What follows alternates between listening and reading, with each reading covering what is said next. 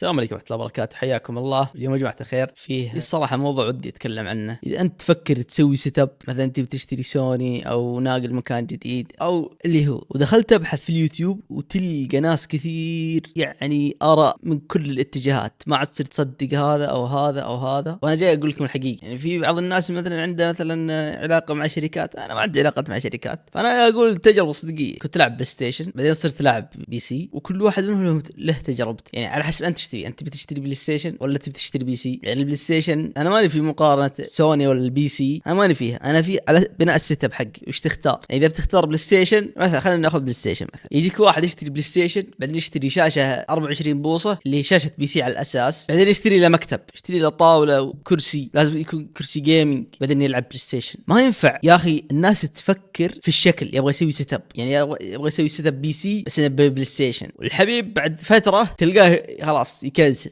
يروح للصالة ولا يشتري له شاشة وكذا ويترك الطاولة. وأنا كنت منهم يعني للأسف. أضو اشتريت مو اشتريت، كان عندي بلاي ستيشن، جيت تسوي سيت اب، اشتريت طاولة وكرسي بس ما كان جيمنج. واللي بعد فترة بسيطة تقريبا شهر استوعبت إني جبت عيد في نفسي، لأن التكي هذه إيش تستفيد من الطاولة؟ لو اشتريت طاولة اللي هو طاولة بي سي او مكتب اخير، يعني ايش بتلعب مثلا ماوس كيبورد؟ انك تشتري طاوله وشاشه بي سي بعدين تلعب بلاي ستيشن، ما في اي فائده للطاوله. الطاوله بس قاعد تشيل الشاشه والبلاي ستيشن بس. لو انت تشتري سوني بعدين اشتريت الكنبه او سرقتها من الصاله بعدين لعبت على شاشه كبيره، بتفهم الفرق. لان حتى انا لاعب بي سي ودي العب على شاشه كبيره واترك اوكي، لا احيانا تحتاج الماوس كيبورد، 75% تحتاج الماوس، عشان كذا لازم يكون في مكتب. اقول مكتب عشان ما اقول طاوله، يعني افهم انت. فانا اقول لو انت تشتري بلاي ستيشن، انا اقارب بلاي ستيشن، انا السيت اب، لو بتشتري بلاي ستيشن اشتر شاشه وكنبه، حتى اوفر لك من انك تشتري الطاوله وكرسي. وننتقل للموضوع اللي انا بتكلم عنه. طولت مره. تسمع ناس كثير في السوشيال ميديا يتكلمون عن كراسي الجيمنج، كراسي الجيمنج مو كويس، اشتري كراسي مكتب، كراسي الجيمنج، كراسي الجيمنج. صراحه انا ما عندي خبره كبيره في كراسي الجيمنج صراحه، قد اشتريت كرسي جيمنج واحد بس. انا قد جربت كراسي المكتب اللي يقول عنها افضل من كراسي الجيمنج، وجربت اثنين، واحد كرسي مكتب عادي، والثاني يجي كرسي مكتب بس برضه يسمونه شبكي او في زي الشبك. وكرسي الجيمنج هذا اللي هو اسمه موجود، اللي هو من شركه تبدا بحرف ال، هذا عشان اصير في مشاكل ادور وبتعرف. سمعت كثير ان كراسي الجيمنج تتكشر يعني تلبيسه حقتها. فالكرسي هذا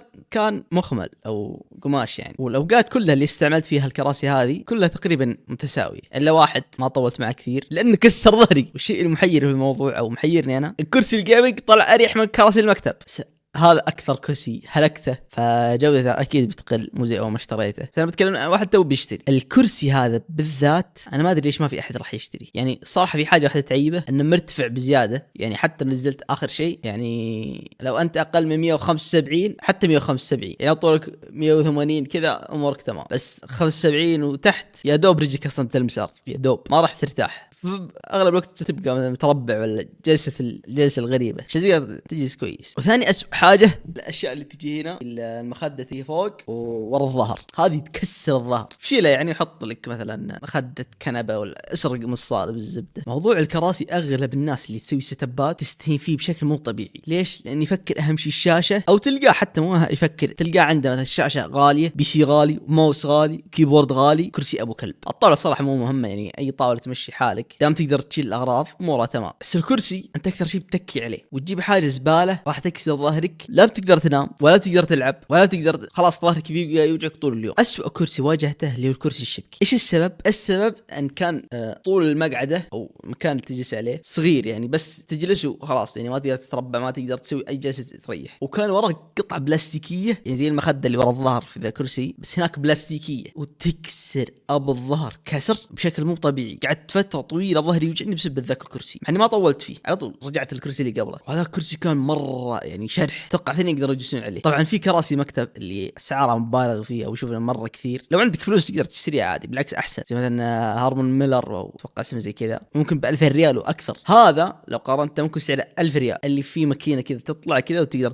تمد رجلين اللي ما تستفيد منها حرفيا. توقع 100 ريال زياده، يعني ممكن 900 ريال تقدر تشتري ذا الكرسي بدون الشيء اللي تسند عليه رجولك اللي ما له اي فايده. ما ادري الصراحه كرسي ذا قديم يمكن له سنتين، فاتوقع النسخه انهم سووا نسخه جديده منه اتوقع، او حتى ولو ما سووا نسخه جديده كذا انه يطورون فيه شويه. والصراحه كرسي جودته مره عاليه، لو تلعب كثير لازم تغير الكرسي كل سنه، هذه هنا مشكله. او ما عندك دخل عالي والله الصراحه كثير تعتبر. لو قارنتها لو انك تشتري بي سي وتسوي سيت اب اللي هو مكتب وكرسي، تشتري لو انت تشتري بلاي ستيشن بنفس القيمه ممكن تشتري شاشه اكبر، شاشه تلفزيون، وشاشه التلفزيون الحين 120 فريم وسعرها 2000 ريال بالكثير، و4K بعد تقدر سمارت وكل شيء فيها. وخلنا نقول انك بتشتري كنبه غاليه تعتبر، يعني زي كذا عشان تحطها في غرفتك، هذا لو ما حطيتها في الصاله اصلا. فممكن خلينا نقول مثلا اعلى شيء ممكن 2000 ريال، عندك 4000 والسوني 2000 6000. السوني بتدفع عليه 4000 الشيء المعقول، وشاشه خلينا نقول مثلا ب 1000 ب 1500، وكرسي